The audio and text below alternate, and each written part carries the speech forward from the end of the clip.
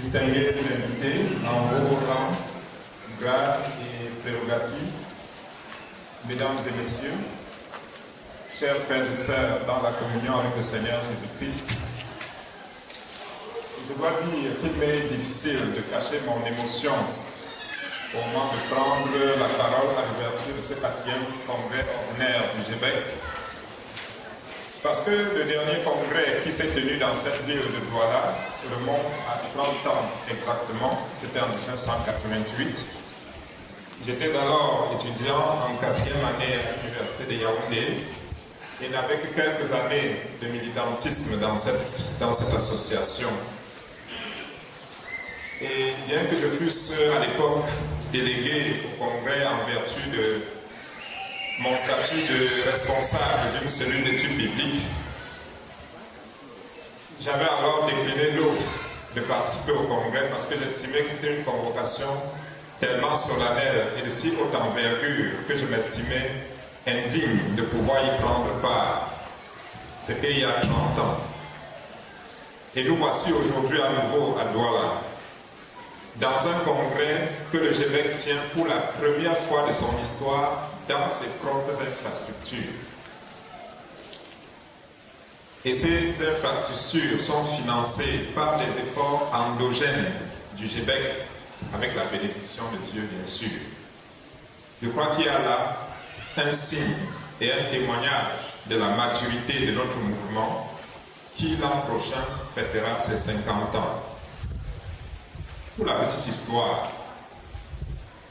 un homme avait organisé une fête parce qu'il avait atteint un âge adulte. Et ayant organisé une grande célébration, les gens sont venus fêter avec lui. Et c'est alors que son vieux papa demande: mon fils, qu'est-ce que tu fêtes en réalité? Il dit: je suis en train de fêter parce que je suis devenu un adulte. Et il dit: mon fils, si tu es devenu adulte, je t'encourage à vivre pleinement ton adultère désormais.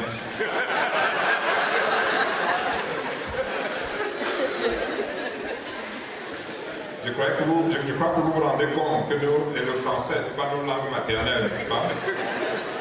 Et que bien que adulte et adultère soient créés sur la même racine, il peut y avoir, n'est-ce pas, des kilomètres de différence de sens. Donc, vous êtes que l'année prochaine, le GBEC aura 50 ans. Et nous le savons dans la vie d'un homme, c'est un âge qui vient avec un sentiment extraordinaire de responsabilité, une conscience accrue de la maturité et un sens aigu de redevabilité vis-à-vis des générations qui suivent. Et c'est sans doute ce sens de responsabilité qui pousse le GBEC à trouver comme thème à ce congrès progresser avec Christ dans l'excellence. Et il est certainement question de repositionner ce mouvement dans la continuité d'une action prophétique dans la nation camerounaise et au-delà, à travers un travail de qualité auprès des élèves et des étudiants dans les lycées, collèges et universités. Mais il me semble que nous ne pouvons justement cerner les enjeux de ce thème sans plonger un regard dans l'histoire qui nous a conduits jusqu'ici. Et je m'en vais nous rappeler qu'en 1945, l'humanité venait de démontrer à suffisance sa bêtise en se livrant en moins de 50 ans à 2 guerres mondiales. La désillusion avait pris la place du sentiment de fierté et de la confiance en l'être humain. Et on était sans repère. Le pessimisme avait envahi les préoccupations littéraires et philosophiques. Et chacun se demandait s'il existe encore quelques repères fiables sur lesquels fonder ou ancrer son existence.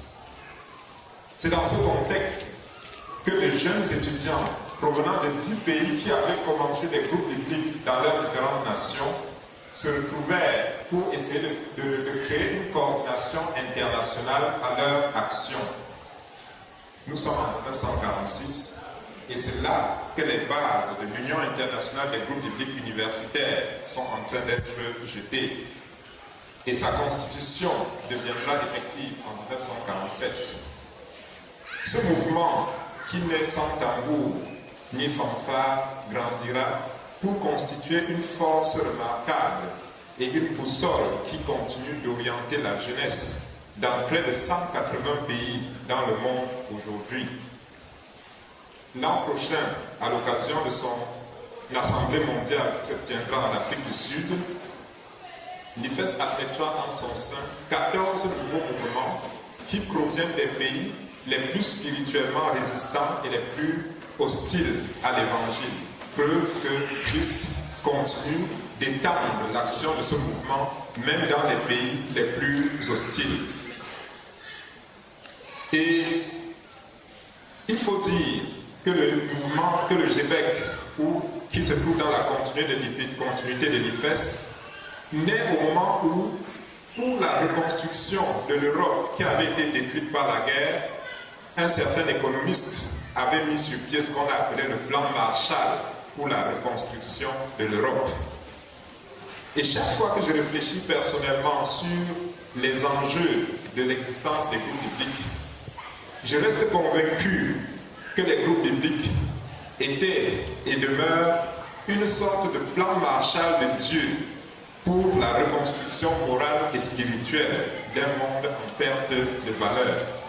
Donc si les groupes bibliques n'avaient pas existé, il serait urgent de les créer aujourd'hui. Retenons de cette évocation historique que les groupes bibliques universitaires naissent dans un contexte de crise multiforme, économique, spirituelle, politique, etc. Et il était question pour ces jeunes de proclamer avec enthousiasme qu'il existe une alternative, jusque-là peu ou pas explorée. Et cette alternative, simple, pour ne pas dire simpliste, se résume en ceci, que Dieu aime chaque être humain qu'il a créé à son image. Et il désire que nous puissions conformer nos vies au dessein qu'il a eu pour nous en nous créant. Mais c'est notre obstination à vivre en dehors des attentes de Dieu qui crée le malaise dans lequel nous pouvons nous retrouver comme humains. Et la réconciliation avec Dieu par la médiation de Jésus-Christ, mort et ressuscité, est le seul moyen par lequel nous pouvons rentrer dans le plan de Dieu pour nos vies et pour nos sociétés. Et cette réconciliation avec le Christ constitue le gage de la paix, aussi bien au niveau personnel qu'au niveau de chaque communauté. Et c'est ce message qui, j'espère, a donné un sens à nos vies individuelles. Et c'est ce même message qui continue de se répandre dans le monde entier pour libérer tous ceux qui étaient encore assis dans les ténèbres du désespoir ou de l'ignorance, ou encore tous ceux qui sont séduits et malmenés par les vanités de ce monde. Le GBEC, donc, dans la tradition des mouvements membres de l'IFES, est motivé par la vision de voir des étudiants formés en communauté de disciples, transformés par l'Évangile, ayant un impact sur l'université, l'Église et la société pour la gloire de Christ. Depuis qu'il a vraiment vu le jour en 1969, par l'action du jeune Daïkoudam de nationalité tchadienne, le GBEC s'attelle à contribuer à la formation des cadres de la société camerounaise. Cette contribution se fait essentiellement à travers la poursuite de ces modestes buts, des buts que le mouvement s'est donné depuis le début. Il s'agit de fortifier la vie spirituelle de ses membres par une formation chrétienne assidue, d'annoncer l'Évangile par un témoignage de vie et par la proclamation de la parole de Dieu, de diffuser les Saintes Écritures et de faciliter l'intégration de ses membres dans leurs églises. Je dois vous dire par expérience que ces buts, qui sont en apparence peu ambitieuses, produisent pourtant des résultats très profonds en termes de transformation et de formation, de convictions fortes pour donner une direction stable à la vie de quiconque les poursuit avec sincérité et persévérance. Dans la poursuite de ces buts, je peux déceler 4 phases dans l'évolution des groupes bibliques au cours des 5 dernières décennies.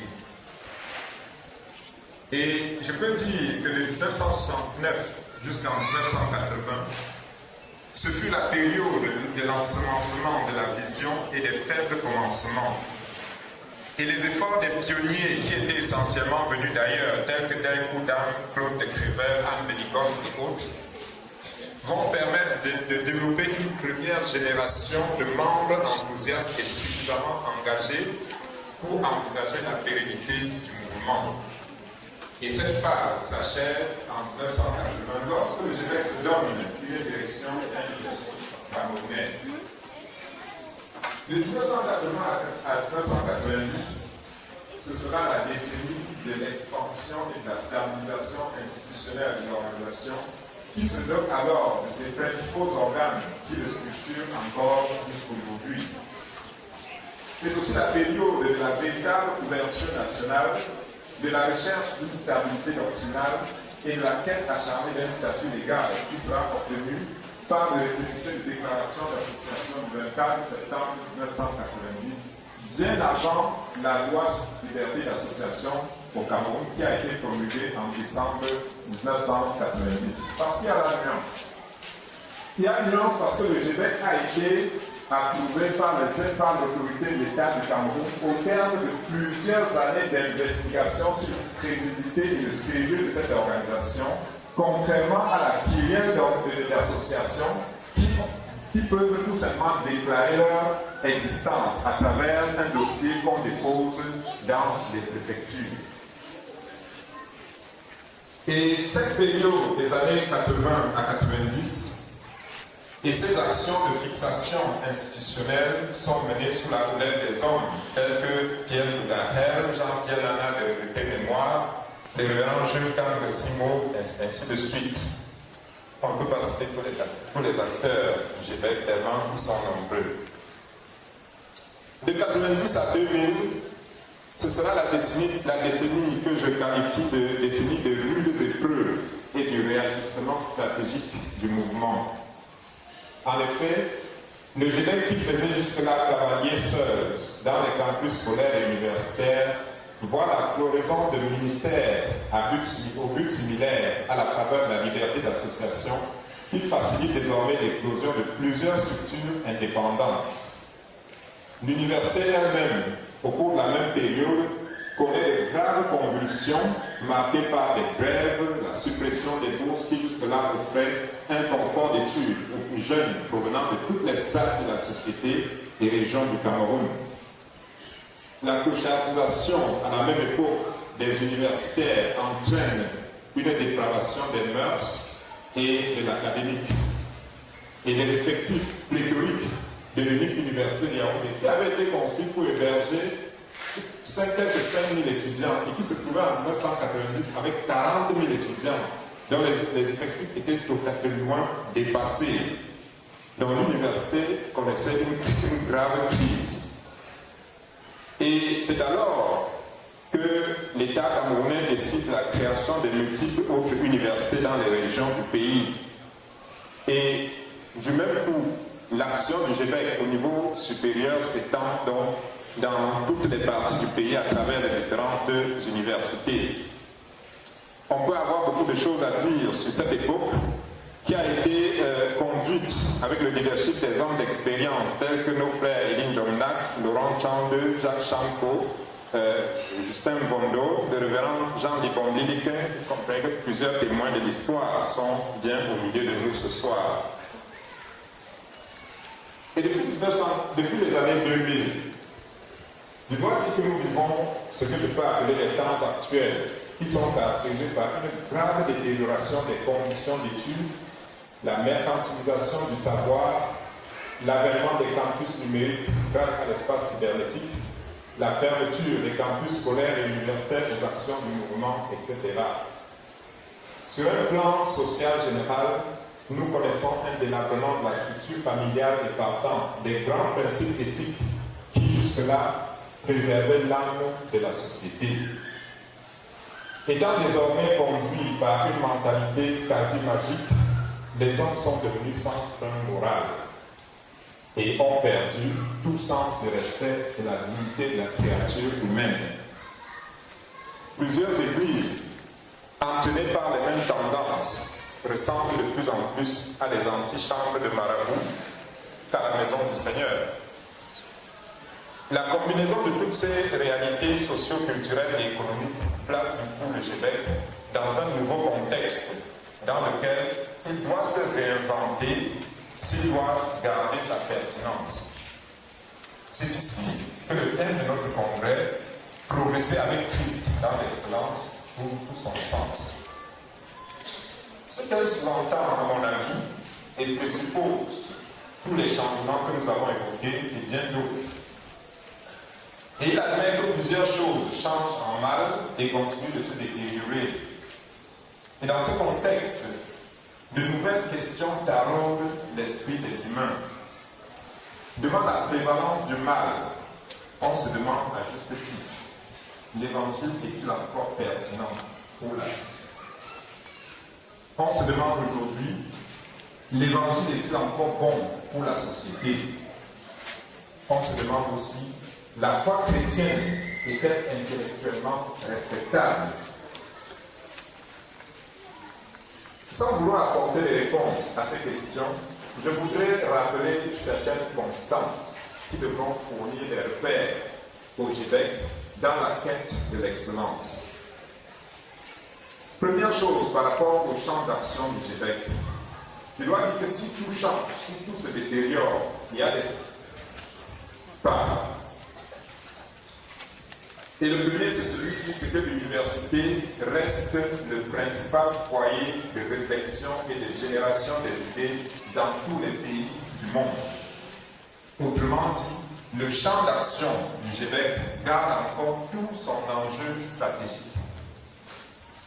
Deuxième constante, c'est que les grandes universités demeurent le vivier qui produit les idées et les personnes d'influence dans le monde. Cela signifie qu'en y investissant, le Québec conserve la possibilité d'influencer et de transformer le monde. Troisième constante, c'est que les étudiants d'aujourd'hui sont des leaders de demain pour le gouvernement, pour l'Église, pour l'économie, la société en général. En d'autres termes, il n'y aura pas de génération spontanée de leaders.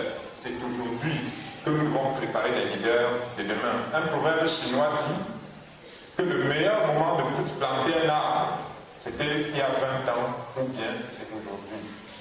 Et aujourd'hui, il est question pour le Québec de reconsidérer sérieusement sa mission pour l'accomplir en vue de préserver et d'apporter sa contribution à la société de demain. Quatrième constante, c'est que les campus numériques et les salles de classe, les campus numériques abondent, comme nous le savons de plus en plus. Et on peut se dire, le Québec qui agit par des actions d'évangélisation sur les campus physiques, est-ce que le Québec a encore un ministère? Je crois que nous ne devons pas nous laisser séduire très rapidement par les campus numériques, parce que les campus physiques et les salles de classe demeurent prioritaires dans l'académique. Et nous ne devons donc pas nous soucier, outre mesure, de l'émergence des campus numériques qui rendent le contact humain difficile. Nous avons encore un champ de ministère. La dernière constante qui doit nous encourager à considérer notre progression dans l'excellence, c'est que Jésus-Christ n'a pas changé. C'est que la parole de Dieu n'a pas changé. Et que Dieu reste à l'œuvre pour bâtir sa mission dans le monde. Et en conséquence, il y a une place pour la contribution des groupes bibliques. Donc, au regard de ces constantes de notre contexte, permettez-moi donc de terminer mon propos en esquissant 3 priorités qui, selon moi, sont importantes pour aider le Québec dans la poursuite de sa quête de l'excellence.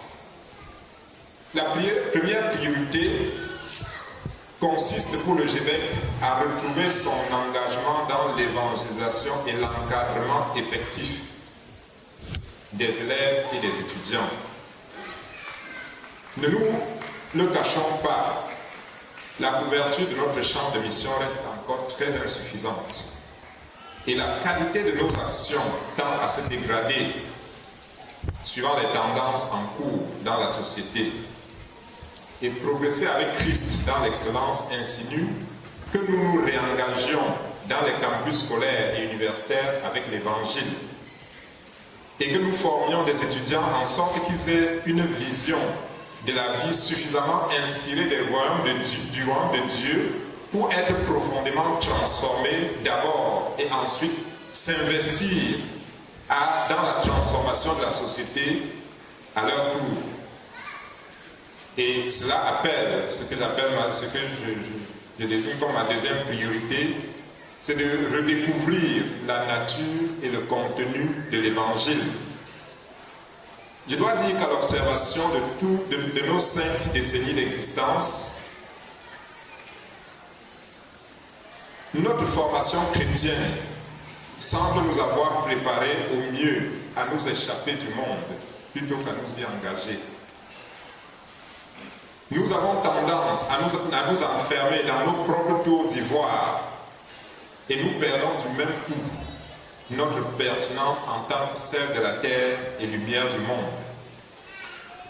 Et il en a été ainsi parce que nous avons adopté une division qui me paraît assez inacceptable en Afrique, une division entre le spirituel et le séculier, où nous croyons que nous pouvons avoir une vie spirituelle qui soit totalement détachée des autres aspects de nos vies. Je crois que une telle dichotomie est difficilement soutenable à la lumière de l'évangile qui est essentiellement holistique. Parce que l'évangile, dans son concept grec de évangélion, signifie une proclamation solennelle, une annonce publique d'un nouvel ordre par lequel les choses ne resteront plus les mêmes. C'est la proclamation d'un nouvel ordre qui invite tout le monde à se repentir et à changer pour s'ajuster à ce nouvel ordre. C'est pour cela que l'évangéliste Marc peut commencer son livre en disant « Commencement de l'évangile de Jésus-Christ » pour dire « Commencement du nouvel ordre établi par Jésus-Christ » qui invite donc tout le monde à la repentance. Donc ainsi, l'avènement du Christ dans le monde a inauguré une nouvelle ère dont Christ lui-même est le centre. Et c'est pour cela que tout homme est appelé à se repentir pour prendre l'orientation de sa vie sur le Christ. Et dans Matthieu 28, Jésus fait l'affirmation importante selon laquelle tout pouvoir lui a été donné dans le ciel et sur la terre. Et ensuite, il commissionne ses disciples pour qu'ils aillent faire également des disciples. Et il me semble que très souvent nous avons dissocié la grande commission d'aller et de faire des disciples de cette grande affirmation que Jésus a faite avant d'envoyer des disciples. Or, on ne saurait effectivement faire la grande commission en oubliant la grande affirmation qui précède la commission. En effet, il est important pour nous d'établir clairement que Jésus a tout pouvoir dans le monde. Cela signifie que nous devons nous y engager avec lui pour chercher les voies et moyens de transformer ce monde pour sa gloire. Mais cela appelle ma troisième priorité ici, qui est de restaurer d'abord le sens de l'intégrité personnelle, sans laquelle toutes nos actions seront vaines. Il me semble que la cause profonde de notre malaise au Cameroun et même en Afrique réside pas dans le manque de moyens ou de structures ou d'infrastructures et autres, mais notre principal problème réside dans le manque d'intégrité qui gangrène presque toute la société, y compris l'Église, malheureusement. De plus en plus, il existe un fossé presque infranchissable entre le dire et le faire des personnes, ce qui instaure une méfiance dans la quasi-totalité de la société. société. Or, seules des personnes d'intégrité, qui gagnent peuvent impacter sur la durée nos sociétés. Et lorsque je regarde les églises, lorsque je regarde les différents mouvements dans cette nation, il me semble qu'il n'y a pas mieux que le GBEC pour fournir à la société des personnes d'intégrité qui peuvent présenter un modèle et une alternative.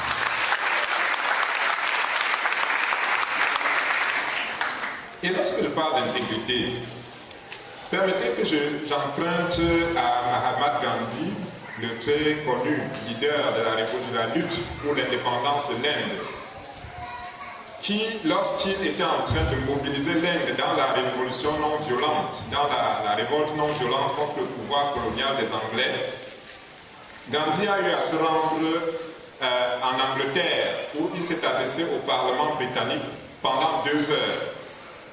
Et il a tenu un discours cohérent, sans avoir de support ou de dossier ou de notes que ce soit. Et tout le Parlement l'a écouté avec attention et très surpris. Un parlementaire s'est approché du secrétaire de Gandhi à la fin de son intervention pour lui demander, mais nous sommes dépassés. Comment cet homme peut-il tenir un parlement en haleine pendant 2 heures sans discours, sans notes ni support et autres? Et voici ce que le secrétaire de Gandhi a répondu. Il a dit, ce que Gandhi pense, ce que Gandhi ressent, ce qu'il dit et ce qu'il fait, c'est tout la même chose. Il n'a pas besoin de notes. Toi et moi, je continue de citer, toi et moi, nous pensons une chose, nous ressentons une autre, nous disons une troisième et nous faisons une quatrième. Ainsi, nous avons besoin de notes et de dossiers pour être cohérents. Y a-t-il un fossé entre ce que nous pensons, ce que nous ressentons et ce que nous disons et faisons? C'est là le test de l'intégrité. Et ce test de l'intégrité, chacun de nous doit le valider, doit le passer, si nous devons apporter une contribution à la société camerounaise. C'est cela, le test que chacun de nous doit passer sur le chemin de l'excellence avec Christ. Dans l'exemple de Gandhi, le GBCiste qui veut progresser avec Christ dans l'excellence doit être un homme chez qui on trouve une parfaite cohérence entre ce qu'il pense, ce qu'il ressent, ce qu'il fait et ce qu'il dit. Et de cette manière, chaque GBCiste pourra dire, comme l'apôtre Paul, soyez mes imitateurs comme je le suis moi-même de Christ. Au demeurant, chers frères et sœurs dans le Seigneur, il me semble que nous sommes à un moment important de l'histoire de notre mouvement, parce que 50 ans, c'est un âge respectable, et c'est un âge qui vient avec une responsabilité. Et la construction d'un centre comme celui-ci fait l'objet d'une grande célébration, comme nous allons certainement le dédicacer tout à l'heure. Mais rendons-nous compte que dans l'histoire des institutions, qu'elles soient chrétiennes, qu'elles soient économiques ou autres, il y a toujours ce qu'on a appelé la tragédie des 4 M qui menacent les institutions. Le premier M étant en anglais ce qu'on appelle man, un homme qui commence quelque chose et qui est suivi dans son action par beaucoup d'autres et du coup se constitue derrière lui un mouvement. C'est le deuxième M déjà. Et le mouvement a beaucoup de vie et le mouvement produit beaucoup de choses. Et très tôt, on grandit et on devient tellement grand qu'on commence à penser, à structurer, à organiser et tout pour que ça ne débouche pas sur le désordre. Et le mouvement, généralement, à ce moment, se transforme en un ministère. Nous sommes déjà au 3e M. Et lorsqu'on est au ministère et qu'on a déjà des structures, des manières organisées de faire, il faut faire attention parce que bientôt la bureaucratie va s'instaurer. Parce que bientôt la gestion des structures et du quotidien risque de prendre le pas sur le but pour lequel on existe. Et lorsque la bureaucratie prend le pas sur la vision, alors on cesse d'être un ministère pour devenir un monument. Et c'est le 4e M. Et le monument n'est bon que pour être observé, pour être décrit pour sa beauté. Je vis en Europe, je vois beaucoup de monuments. Mais on ne parle d'eux qu'au passé. Nous voulons parler du GBEC au passé, au présent et au futur. conséquent, la construction de ce centre doit être une source d'encouragement et de fierté, mais nous devons nous rassurer que la vision qui nous anime, qui nous a animés, reste devant nous, en sorte qu'avec ce centre et avec plusieurs autres, que j'espère nous avons bâti dans toutes les autres villes universitaires du Cameroun, que le GBEC soit une organisation forte et respectable, qui continue de se manifester non seulement par des discours du passé, mais qui garde sa pertinence dans toutes les saisons. Et je disais donc que c'est le lieu pour moi de prier que la grâce de Dieu, qui nous a soutenus pendant les 5 dernières décennies, nous équipe pour affronter les nouveaux défis qui jonchent le chemin de notre quête de l'excellence dans notre ministère. Et en fait, ce ministère, comme nous le savons, vise la transformation de l'élève et de l'étudiant pour la vie en vue de la gloire de Jésus-Christ. Et je formule donc le vœu que Dieu lui-même bénisse les travaux de ce 4e congrès ordinaire pour la gloire de son nom. Amen.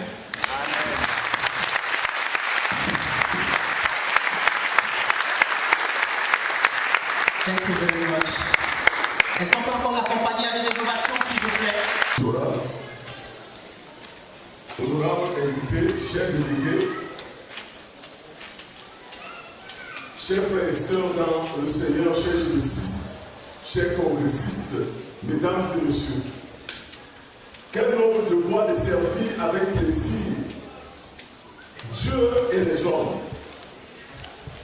Grande est ma joie en ce jour mémorable de vous souhaiter la bienvenue et de vous accueillir en même temps au nom du groupe public des élèves et étudiants du Cameroun dans cette auguste salle du Centre missionnaire national de Nord-Bessou, ici à Douala.